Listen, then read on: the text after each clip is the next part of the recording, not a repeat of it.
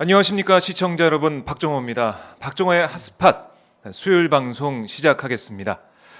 오늘은 제가 그동안 모시고 싶었던 또 의원분을 모셔서요 말씀을 좀 들어볼 텐데요. 저와 어떻게 보면 이름도 비슷하다고 볼 수 있는 국회의원입니다. 박정 민주당 의원 모셨습니다. 안녕하십니까 의원님? 네, 안녕하세요. 네, 반갑습니다. 네, 반갑습니다. 제가 그동안 초선 때도 그렇고 모시고 싶었는데 계속 이게 시간이 안 맞더라고요. 네. 못 모시다가 이번에 다시 제가 용기를 내서 인터뷰 신청을 했는데요. 초선 때도 그렇지만 이제 재선이 되셔가지고 무엇보다 마음가짐도 많이 달라지시고 여러 가지로 생각 많이 하실 것 같은데요. 어떠십니까? 먼저 소감 한 말씀 좀 들어보겠습니다. 그 초선 때 저를 불러주고 싶지 않을 정도로의 그냥 미약했다가 아니고 네, 사실은 저 물어봐 네. 주시니까 답변을 하면 네네. 제 초선 때는 저부터 잘하자 이런 생각이었어요. 그래서 초선의 역할이라는 게 한계가 있어서 그래서 네. 일단은 우리 파주 시민들한테는 자랑스러워할 만한 국회의원이 되겠다 이렇게 선언을 했기 때문에 네. 국회의원의 기본 책무에 충실하자. 기본 책무라는 것이 뭐 성실성이 우선 바탕이 돼야 되기 때문에 맞습니다. 제가 한 번도 무단결석을 본회의나 상임위에서 하지 않았습니다. 예. 네, 100% 출석을 했고요. 네. 그다음에 또 법안을 만드는 게 국회의원의 또 책무이기 때문에 네. 228건의 법안을 발의해서 4년 내내 매년 초선 중에서는 1등을 했습니다. 그러셨어요. 네, 그리고 이제 우리 입법을 하기 위해서는 뭐 자기 상임위뿐만 아니라 다른 분야에 대한 지식도 있어야 되고 네. 또 현장 스케치도 돼야 되기 때문에 저희가 꾸준히 그 토론회 세미나를 115회를 열었고요. 4년 동안에 네, 이걸 또 뒷받침하기 위한 아침 공부 모임을 제가 초선들만 모여서 한 26명이 매주 공부를 했습니다. 그래서 아침에 나오기 힘든데도 공부를 열심히 하면서 한 70회 정도를 진행했거든요. 네. 아침 공부만 이런 것들을 봤을 때 기본 책무는 어느 정도 하지 않았나 이런 생각이고요. 그런데 이제 재선이 되니까는 뭐 혼자만 잘하는 게 중요하지 않고 네. 일단은 다선이라면 3선부터인데 재선으로서의 링커 역할을 해야 되잖아요. 허리 역할을 네, 해야죠. 그렇죠. 그래서 네. 혼자 잘하는 것보다는 더불어 잘하고 더불어 함께하자 이런 의미에서의 네. 목표를 가지고 좀 하고 있습니다. 네. 뭐 말씀 들어보니까 초선 때는 정말 소리 없이 열심히 조용하게 하셨다는 생각이 드는데 제가 이번에 초선 의원들 좀 만나보면 생각보다 국회가 뭐 열심히 정말 한다. 아침부터 뭐 실수 없이 일정도 많고 돌아간다 이런 얘기를 하더라고요. 국민들이 볼 때는 뭐 국회의원들이 뭐 설렁설렁 한다고 볼 수도 있겠지만 열심히 하는 의원들이 있잖아요, 사실. 그렇습니다. 네. 네, 그래서 사실은 뭐 늘 부정적인 드라마, 영화 이렇게 소재가 돼서 좀 안타까운데 네. 정말로 열심히들 하고 계시고요. 그다음에 그 시대 정신을 반영하는 활동들을 많이 하셔요. 그래서 네. 지난 20대는 4차 산업혁명이 주된 토론 주제였다면 지금은 이제 기후변화를 중심으로 해서 많은 논의가 있고요. 네. 그런 거야말로 국가 또는 이제 세계적인 담론이 될 수 있기 때문에 보시다시피 이렇게 기후에 의한 재난이 많아졌잖아요. 이런 것들에 대비해야 된다. 또 코로나19도 역시도 이 기후 변화에 대한 일부분이라고 볼 수 있는 거죠. 네, 기후변화 말씀하셨는데 이번에 국지성 폭우도 많이 내리고 지금 중부지방 같은 경우는 최장 기간 장마가 되고 있는데 혹시 지역에서는 수해 피해나 이런 것들 네, 어디나 뭐 피해가 네. 있지 않은 데는 없을 겁니다. 그럼에도 불구하고 저희는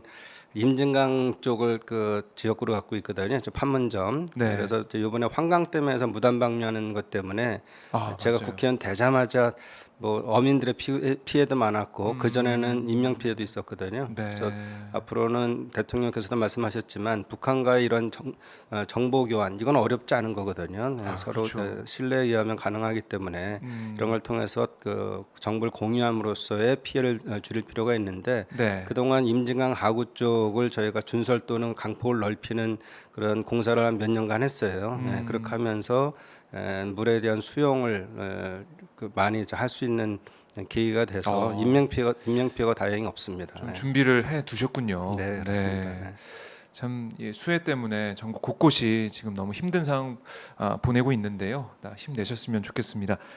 최성근님이 잘 보고 있습니다. 응원합니다라고 실시간 후원을 또 해주셨는데 자 의원님을 제가 모신 이유는 이걸 좀 여쭤보고 싶었습니다. 문화체육관광위원회에서 7월 내내 열심히 일을 하셨어요.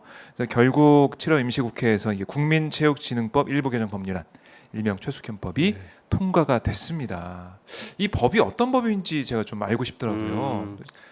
우리 그 전에 심석희 선수 문제도 있었지만 그러니까 이번에는 안타깝게도 최숙현 선수가 극단적 네. 선택을 했습니다. 이제 극단적 선택을 하는 과정에서 6번이나 경찰 체육회 경주시 또 그다음에 철인삼종협회 그다음에 대한체육회 네. 그리고 인권위까지 이렇게 호소를 했지만 들어주질 않아서 결국은 이 문제가 됐거든요. 이런 일은 다시는 있어서는 안 되겠다 싶어서 네. 이런 예방 차원과 그다음에 처벌 강화 이런 것들을 통해서 재발 방지하려고 했던 법이고요.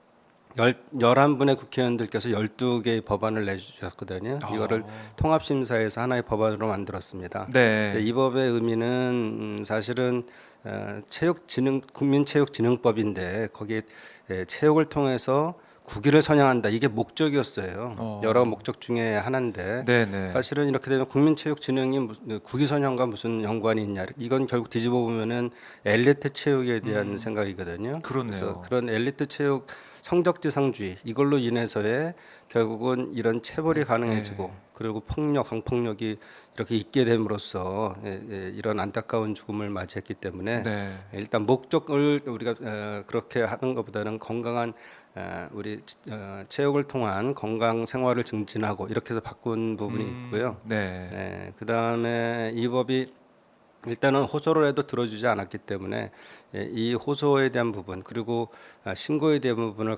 강조했습니다. 그래서 이건 국민 누구나 신고할 수가 있고, 근데 해야만 한다면 강제 규정이기 때문에 네. 누구나 신고를 할 할 수 수 있다. 있고 네. 또 지도자나 동료 선수나 이걸 네. 목격한 관련자들은 신고해야만 한다 의무 규정을 둬서 네, 이거 적발에 대한 그 가능성을 높였고요.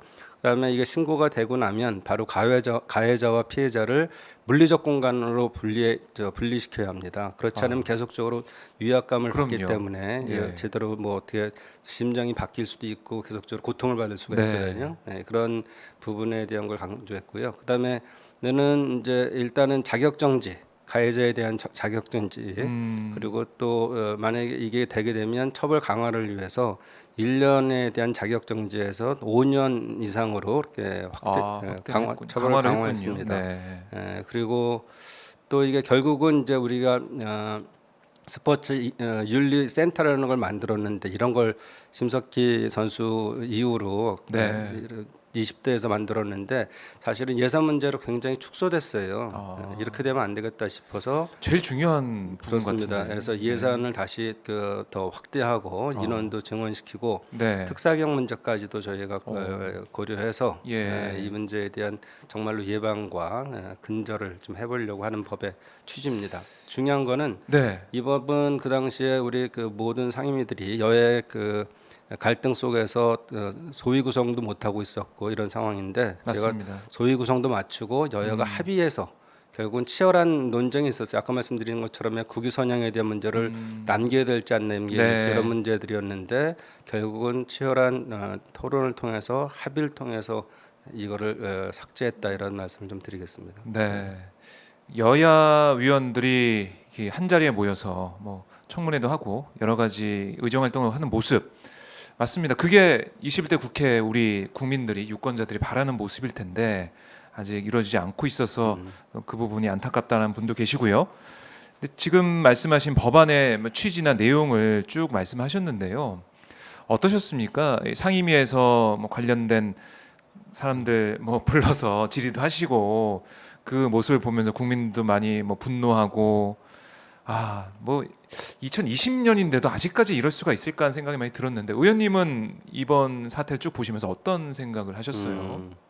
이게 이제 국민들의 분노는 이게 반복적으로 일어난다는 데 있는 것 같습니다. 맞습니다. 여러 가지 조치를 함에도 불구하고 그래서 이런 것들은 국민들과 함께 좀 인식 개선이 있어야겠다. 이게 너무 우리가 올림픽에 나와서 금메달 따는데 환호하고 그다음에 잊혀져 버리고 이런 문제들 때문에 반복되는 게 아닌가. 어떻게 보면은 이 성적을 내지 못하고 그렇다면 그 성적을 내지 못한 선수는 성공할 수가 없고 또 어릴 때부터 운동만 했기 때문에 네. 결과적으로는 다른 분야에 가서 성공을 못할 수도 있거든요. 그래서 그런 불안감에 의해서 이런 여러 가지 이 체벌에 대해서도 감내할 수밖에 없었고 아, 또 이게 신고하면 자기한테 어떤 불이익이 돌아오지 않을까. 네. 또 아주 가슴 아팠던 건요. 이 비인기 종목 같은 경우에는 연봉이 500만 원입니다. 그래서 한 달에 41만 원 좀 더 넘는 꼴이죠. 아니 그 어떤 소속팀이 있는데도 연봉이 500만 원이라고요? 네, 그렇습니다. 이게 그래서 일부 스포츠계 선수들 성공한 선수들은 억대 연봉을 받고 뭐 이렇게 있지만 네. 그렇지 않은 비인기 종목에 있어서는 기본 임금도 우리가 기본 임금도 못 받는 이런 최저임금도 안 사각지대에 되는. 놓여 있기 때문에 네. 이런 것들을 우리가 다시 정상적인 근로계 역사를 통해서 확인을 해야 되는 거죠. 네. 와, 근데 그러면 어떻게 생계가 안 되는데 어떻게 하나요? 아, 그 뭐 말도 안 되는 그런 부분이네요. 500만 원. 그러니까 엘리트 체육 폐해를 결국에는 말씀해 주셨는데 참아서 뭐 이 어느 선을 넘어서 유명해지거나 아니면은 메달을 따거나 그렇게 돼야 자신의 인생도 열린다, 잘 된다는 생각 때문에 참고 있는 거죠.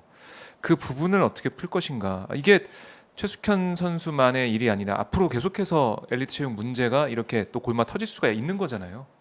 이걸 예방하는 그런 여러 가지 활동이 계속 있어야 되겠네요. 네, 그렇습니다. 이번에 그 일명 채숙현법이 통과됐지만 이것이 완성이라고 생각하지는 않거든요. 네, 국민들께서 계속 관심을 가져주셔야 되고요.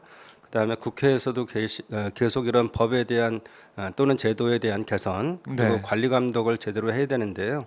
저는 근본적인 문제는 그 동안에 이렇게 스포츠 체육 윤리센터가 안 만들어서 그렇다 이런 것보다는 네. 또 성적 지상주의에 대한 생각들 이런 게 분명히 큰 거고요. 또 하나는 대한체육회가 제대로 역할을 못했다는 생각이 있습니다. 대한체육회. 네네. 그래서 그 근본적인 이유는 대한체육회와 대한올림픽위원회가 같은 회장 같은 단체로 되어 있고요. 같이 그 회장이 겸임하고 있고요. 네. 그 이유는 IOC 그러니까 국제올림픽위원회에서는 국가올림픽위원회가 각 나라의 국가올림픽위원회가 정치적으로는 중립이 돼야 된다 이런 헌장에 들어가 있는 내용이 있어요. 그러다 보니까는 지금 대한체육회는 예산을 3천억, 4천억을 국가로부터 받음에도 불구하고 네. 기타 공공기관으로 되어 있습니다. 기타 공공기관의 의미는 우리가 국정감사나 이런 것들을 피할 수가 있거든요. 관리 감독에서. 네. 그 돈을 그렇게 받는데도 그렇게 되는 거예요? 그래서 이거를 우리가 준 공공기관은 돼야 되겠다. 아. 그래서 국회로부터의 정부로부터의 관리 감독을 그럼요. 받으면 있어야죠. 이걸로 인해서 부패나 이런 성폭력, 폭력에 대한 예방 근절에 노력할 뿐만 아니라 네. 우리 국민 생활체육, 그다음에 스포츠, 엘리트 체육을 또 집중할 수가 있고요. 이렇게 하는데 이게 혹시나 우리가 그 IOC 위원이라는 게 굉장히 의미 있는 거잖아요. 지금 유승민 선수 IOC 위원도 있지만 네. 그래서 이 부분은 KOC로 분리하게 돼서 회장을 맡으면 그 KOC 회장이 IOC 회장을 맡는 것을 자격이 가능해지고요.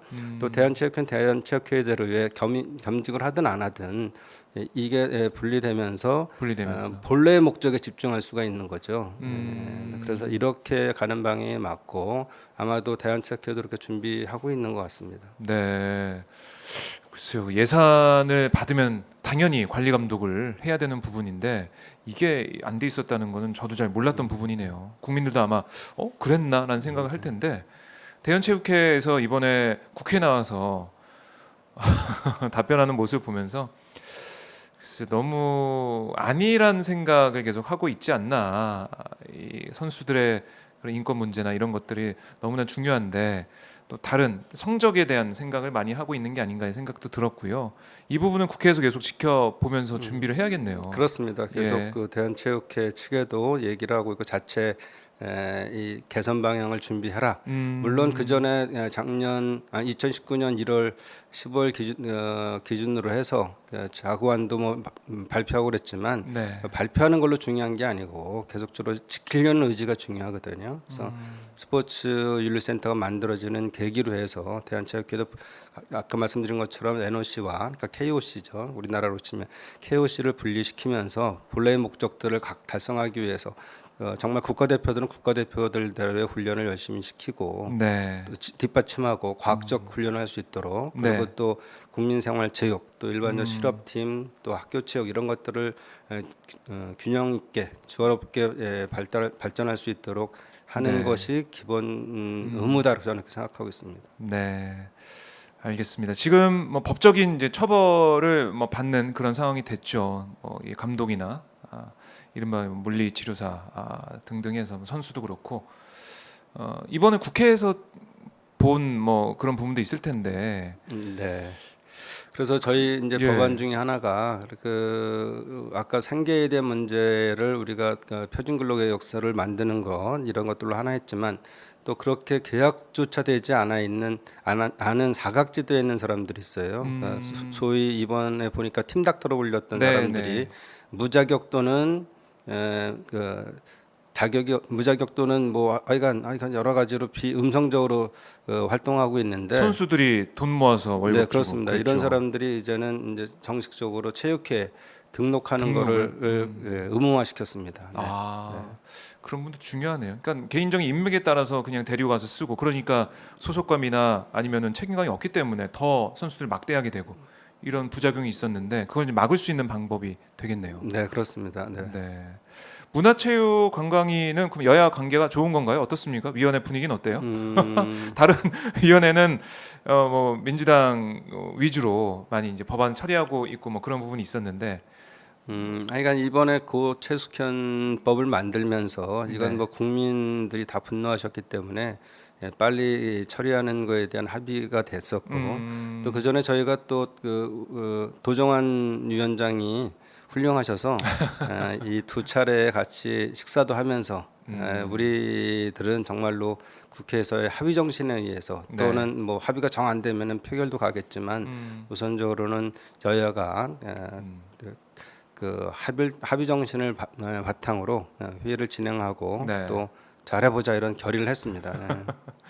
그러니까 지금 문화체육관광위는 간사시니까 이게 제가 말씀 나눠보니까 워낙에 뭐 조근조근 말씀도 잘하시고 뭐 신사적으로 다 모든 일을 다 하실 것 같아가지고 야당도 뭐 통합당도 박정 간사님 만나면은 글쎄요 막 화를 내거나 그러지 못할 것 같아요.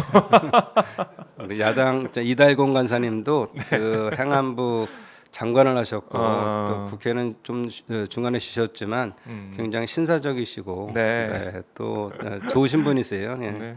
네. 알겠습니다. 문화체육관광위원회를 좀 지켜보도록 하겠고요. 근데 저는 이번에 법안 처리 과정에서 볼 때 법사위에서 최숙현법이 여야 합의로 지금 법안이 올라가서 상임위 통과해서 법사위에 갔는데 이게 제동에 걸려가지고 이게 무슨 일이지라는 생각했어요.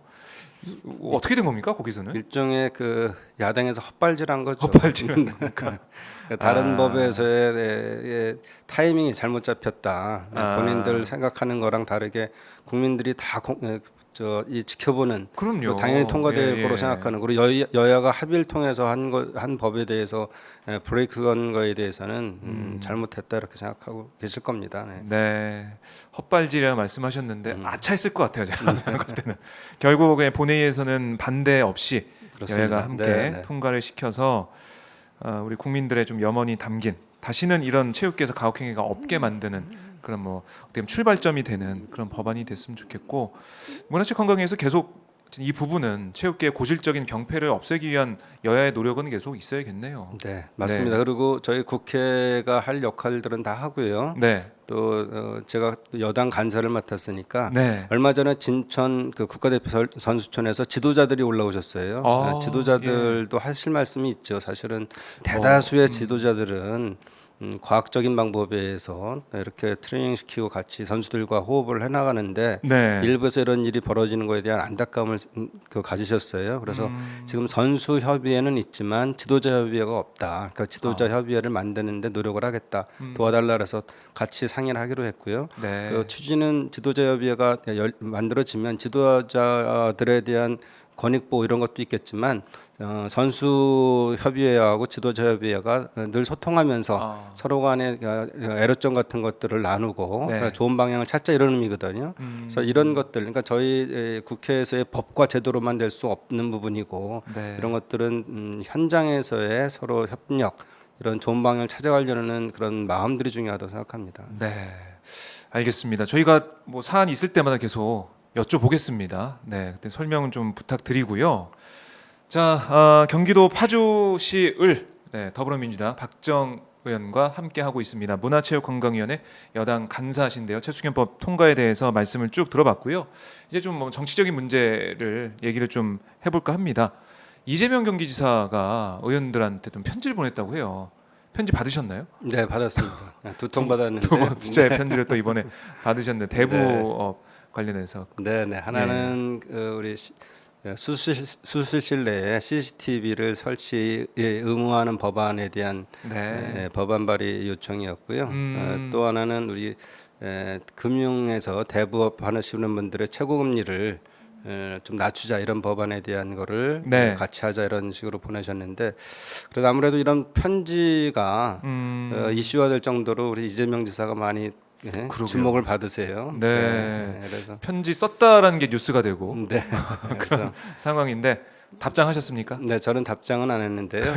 늘 이렇게 그동안 사회 이슈를 가지고선 이렇게 요청하신 거니까 의미가 네. 있다고 생각합니다. 그런데 저희 국회에서는 늘 이런 이슈들이 굉장히 많아요. 그래서 맞아요. 네, 그래서 이런 것들이 그동안 이제 그 국회와의 소통이 좀 부족한 통로가 부족했다고 생각하셔서 이런 걸 하셨을 수가 있는데 네. 이제 그런 것들은 제가 이번에 또 도당위원장으로 되게 되면 이런 국회와의 소통 창구로 역할을 할 생각이거든요. 네. 그래서 조금 더 이제 이재명 지사께서는 안심하시고 도정에 더 점령하시면 어떨까 그렇게 생각합니다.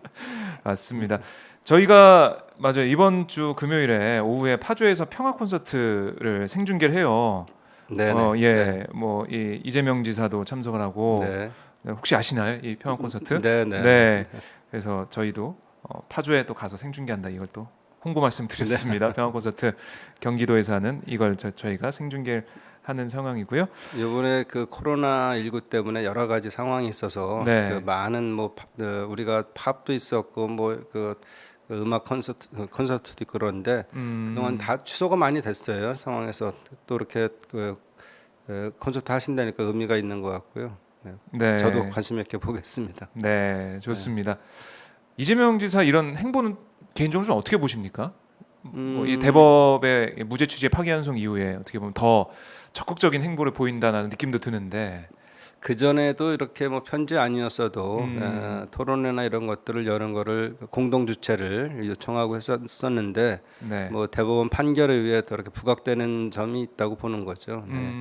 그래서 뭐 항상 뭐 그 사이다 갖고 역동적이시니까 그런 거는 좋다 이렇게 네. 생각됩니다. 그럼에도 불구하고 아까 말씀드린 것처럼 이제 네.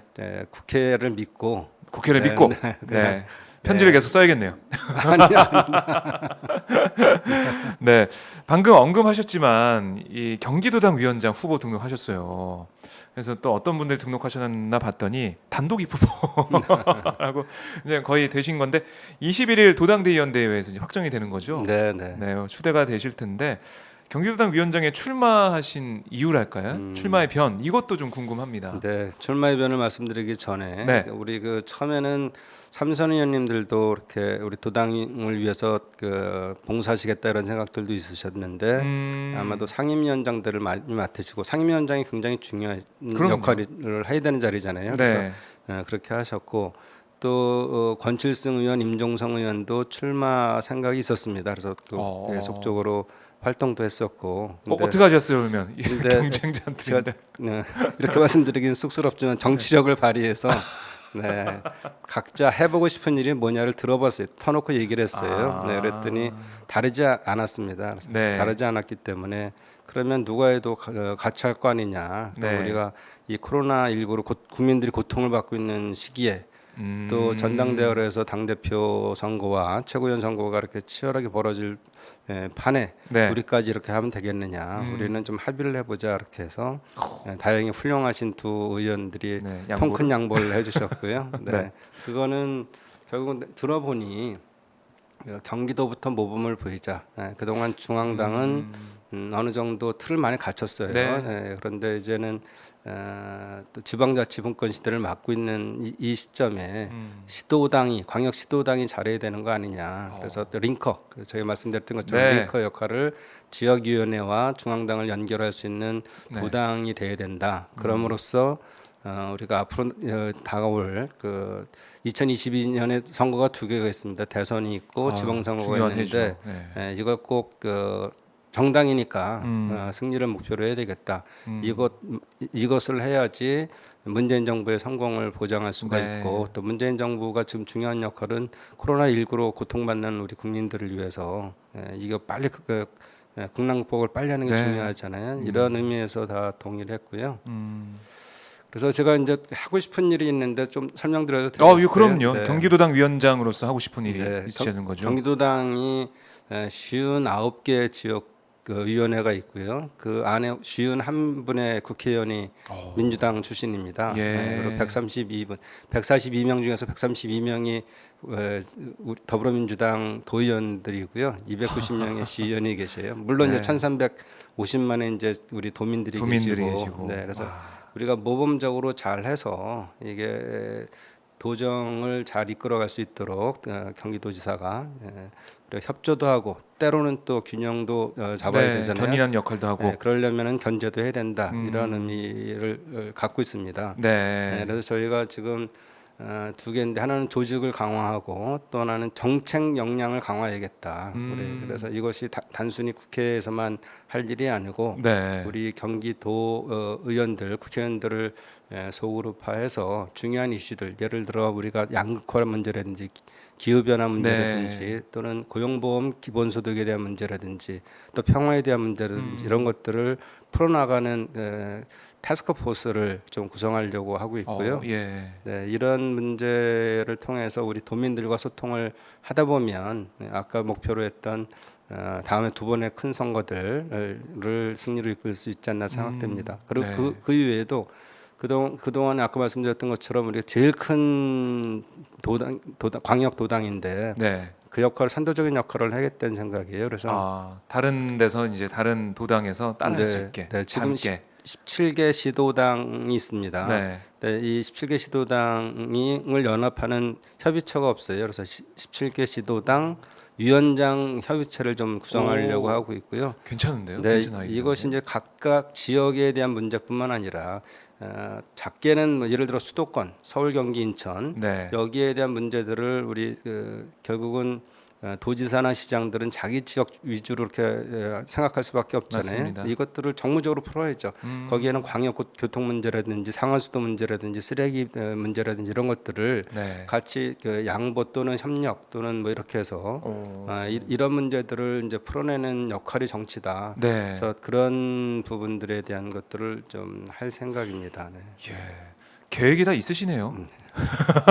지금 경기도당 위원장으로 이제 뭐 어떻게 보면 내정이 되신 그런 상황인데 이 도당 위원장, 시도당 위원장들과 함께하는 그 협의체 좀 기대가 되고 소통을 통해서 특히 경기도가 모범이 되는 모습을 보이고 또 소통을 하게 되면 다 상향 평준화라고 하죠. 다 맞습니다. 함께 네, 잘할 네. 수 있고 그게 또 문재인 정부를 뒷받침하는 하나의 힘이 되고 기대가 됩니다. 지금 당 지지율이 근데 하락세를 보이고 있다라는 뭐 보도, 뭐 여러 가지 인터뷰가 쭉 나오고 있는데 의원님은 우리 링커박 링커 역을 하고 계시는 박정희님 어떻게 보고 계시고 네. 어떻게 이걸 좀 풀어야 된다고 보세요? 이청득심이라고 사실은 들음으로써 마음을 얻거든요. 그래서 사실은 민심을 잘 경청해야 된다고 생각합니다. 그럼에도 불구하고 우리가 그 지지율에 너무 일희일비할 필요가 없다. 그거는 현안만 쫓아다니고 그 일희일비하는 자세를 갖게 되면 네. 근시안적인 대책을 만들 수밖에 없고 그렇거든요. 마음이 급해지고 그렇습니다. 이제 길게 가서 꼭 이 시기에 필요한 거라면 일부 욕을 먹더라도 꼭 해야 될 일들은 심사숙고한 이후에 꼭 해내는 게 필요하고요. 네. 아마도 그래서 이번에 5만이 아니라 그러니까 177석의 여당의 그 자리를 만들어 주신 거는 필요한 일은 꼭 해랍니다. 어, 그것도 안 예. 하고서 못하고 너무 전진을 못하면 그동안 20대에서도 답답했던 거는 맞아요. 개혁 법안들 하나도 하나도라는 말은 뭐 잘못된 거지만 많이 이렇게 진전을 못 시켰어요. 네, 그럼으로써 우리 국민들 삶이 꼭 좋았냐 그건 아니거든요. 네. 예를 들어 이번에 이 비피에도 있었지만 비피에 대한 것들을 당장에 쓸 돈이 다른 현안에 써야 된다고 생각했으면은 이 BP에 대한 예산을 집어넣지 못했을 겁니다. 그래서 예를 들어서 그런 것처럼 장기적으로 보고 중장기적으로 보고 해야 할 일들은 해야 된다. 네. 그렇지 않고 단순히 인기만 얻기 위해서 가는 것들은 좋은 방향은 전 아니라고 생각합니다. 네. 국민들의 뜻, 우리 민심이 이 총선에서 보여준 그 뜻, 그걸 잘 생각해 보고 우리 뚜벅뚜벅 나갈 수 있는 일일비하지 않고 네, 그렇습니다. 그 네, 말씀이신데 8.29 전당대회 뭐 지금 수해 때문에 많이 뭐 일정이 소화가 안 되고 있지만 이 전당대회를 통해서 어떤 리더십이 좀 선출되면 좋겠다. 아까 뭐 2년 뒤에 큰 선거도 있다고 말씀하셨는데 어떻게 보세요? 네. 일단은 뭐 국민들한테 또 국가적 위기는 코로나죠. 코로나19에 대한 그동안 K 방역이 굉장히 잘 했잖아요. 네. 그런데 그 방역은 한편 해나가면서 또 이 경제에 대한 성장 이것도 놓칠 수 없는 담론이죠. 그래서 두 가지를 잘할 수 있는 지도부가 됐으면 좋겠다는데 아, 3명의 지금 우리 대표 후보들이나 후보들, 네. 8명의 그 최고위원 후보들이 다 훌륭하신 분들입니다. 그리고 또 여기서 그 당선 우리 당원이나 국민들이 현명하셔갖고 네. 배분을 잘 해주실 거고요. 뭐 예를 들어 뭐 선수라든지 뭐 그 지역이라든지 이런 것들을 잘 통해서 배분을 네. 해주실 거고 이분들이 하나의 이제 팀이 돼서 정말 그 아까 말씀드린 몇 번을 강조해도 지나치지 않은 이 코로나19에 대한 극복을 네. 전 세계적으로 지금 위기니까 이런 선도적으로 선도 국가론을 말씀하셨어요 우리 대통령께서 네. 그런 선도적으로 해나갈 수 있는 리더십이 필요합니다. 그리고 특히나 최근에는 그 당정청에 대한 이 합의 또는 이 일치 단결해서 가야 되는 것이 필요한데 네. 거기서 약간 삐걱거리는 모습들을 보여서 이런 것들을 잘 어울릴 수 있는 리더십 그리고 결국은 우리가 하고자 하는 일들이 중간에 그만되면 안 되기 때문에 반드시 또 정권 재창출할 수 있는 지도부가 좀 구성됐으면 좋겠다는 생각입니다. 네, 알겠습니다. 자, 저희 시청자분들 댓글도 좀 달아주셨는데요. 뉴스 럼넘님 저희 애청자신데 목소리가 차분하시네요. 이런 말씀하고 계시고 체육계 체벌이 사라져야 된다. 김재양님께서 그리고 아까 연봉 500이라는 말에 놀라시는 분도 계시고 이렇게 선수들 환경이 열악한지 몰랐다. 가슴 아프다 이런 말씀도 하고 계시고요. 김창수님은 파주시 박정호 의원님 응원한다고 갑엔 또 윤우덕 의원님 있다고 또 이렇게 써주셨네요. 응원하고 계시고 경제당 위원장 잘하기 바란다 이런 응원의 댓글 이런 것도 좀 볼 수가 있었습니다. 자, 의원님 뭐 저희가 말씀 나눴는데 더 여쭙고 싶은 게 많지만은 다음을 좀 기약을 하겠고요. 홍보하실 일이나 아니면은 우리 시청자들께 하고 싶은 말 있으시면 언제든 저희가 국회 바로 맞은편에 있으니까요. 연락 주시고 찾아오십시오. 저희가 기다리겠고 그럼 끝으로 저희 시청자분들께 처음 나오셨으니까 인사 말씀 한 말씀 해주세요. 네, 오늘 이렇게 그 재미는 없으실 것 같아요. 제가 우리 이 토론이나 이런 걸 잘하는 의원들이 계신데 그런 의원들하고 좀 다르게 몸으로 좀 행동하는, 몸으로 때우는 의원이거든요. 그래서 그런 면에서 죄송스럽다는 말씀을 좀 드리고 제가 사실은 중학교, 고등학교에 그 운동선수, 탁구 선수를 했습니다. 특히나 고등학교 때는 체육 특기자라면서 이 구타를 수시로 당하고 그리고 운동을 그만둘 때도 일명 옛날에 빠따라 그랬습니다. 빠따. 이렇게 그거를 한 야구방망이를 한 50대 맞고선 그만둔 사람이기 때문에 이 최숙현 선수의 극단적 선택은 정말로 가슴 아픕니다. 그래서 어떤 분들도 다 열심히 하시려는 생각이 있지만 제가 그 문체위 여당 간사로 있으면서 이 문제만큼은 반드시 해결하겠다는 각오가 있습니다. 그리고 또 한 가지는 아까 말씀드렸던 도당위원장을 맡게 됨으로써 정말로 재선으로서의 링커 역할 그리고 모범적인 경기도당이 되도록 최선을 다하겠습니다. 무엇보다도 우리 그 국민들이 바라시는 이 방향으로 문재인 정부가 성공하기 위해서 최선을 다하겠다는 말씀드리고요. 새로 구성되는 지도부들과 함께 코로나 19 국난 극복 위기를 극복하고 여러분들의 삶이 편해질 수 있도록 누가 그랬는데 좀 기억은 정확히 안 나지만 네로 수장이 아마 그랬던 것 같습니다. 정치가 국민의 눈물을 흘리지 않게 하는 것이 정치라고 했는데 아닙니다. 죄송합니다. 국민의 눈물을 닦아주는 것이 정치라고 얘기를 했는데 그것보다 더 좋은 것은 눈물을 안 흘리게 하는 것이 더 올바른 정치가 아닌가 생각합니다. 그걸 항상 명심하면서 열심히 하겠습니다. 감사합니다. 네, 의원님 오늘 말씀 잘 들었습니다. 다음에 또 뵙겠습니다. 네, 고맙습니다. 네, 네.